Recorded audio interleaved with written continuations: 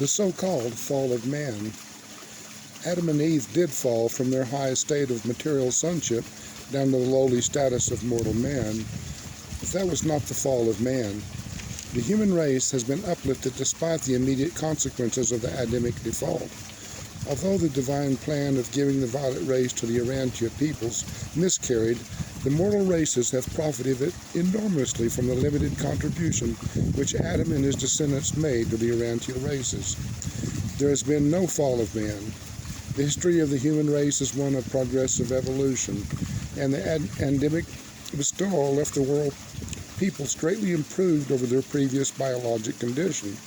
The more superior stocks of Urantia now contain inheritance factors derived from as many as 4 separate sources: the Andronite, the Sangic, the Nodite, and the Adamic. Adam should not be regarded as the cause of a curse on the human race. While he did fail in carrying forward the divine plan, while he did transgress his covenant with deity, while he and his mate were most certainly degraded in creature status, notwithstanding all of this, their contribution to the human race did much to advance civilization on Urantia. In estimating the results of the Adamic mission on your world, justice demands the recognition of the condition of the planet. Adam was confronted with a well-nigh hopeless task when, with his beautiful mate, he was transported from Jerusalem to this dark and confused planet. But had they been guided by the counsel of Melchizedek and their associates, and had they been more patient, they would have eventually met with success.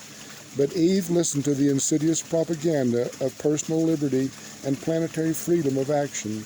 She was led to experiment with the life plasm of the material order of sonship, in that she allowed this life trust to become prematurely commingled with that of the then mixed order of the original design of the life carriers, which had been previously combined with that of the reproducing beings once attached to the staff of the planetary prince.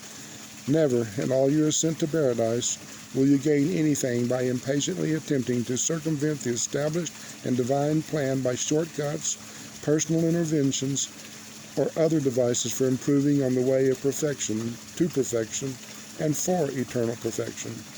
All in all, there probably never was a more disheartening miscarriage of wisdom on any planet in all Nebadon, but it is not surprising that these missteps occur in the affairs of the evolutionary universes.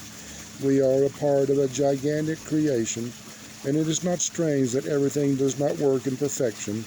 Our universe was not created in perfection.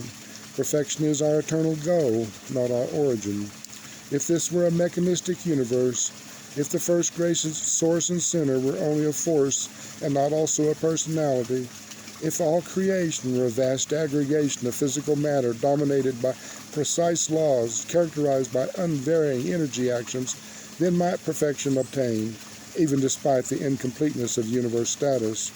There would be no disagreement, there would be no friction, but in our evolving universe of relative perfection and imperfection, we rejoice that disagreement and misunderstandings are possible, for thereby is evidenced the fact and the act of personality in the universe. And if our creation is an existence dominated by personality, then can you be assured of the possibilities of personality survival, advancement, and achievement? We can be confident of personality growth, experience, and adventure. What a glorious universe in that it is personal and progressive, not merely mechanical or even passively perfect. Presented by Solania, the seraphic voice in the garden.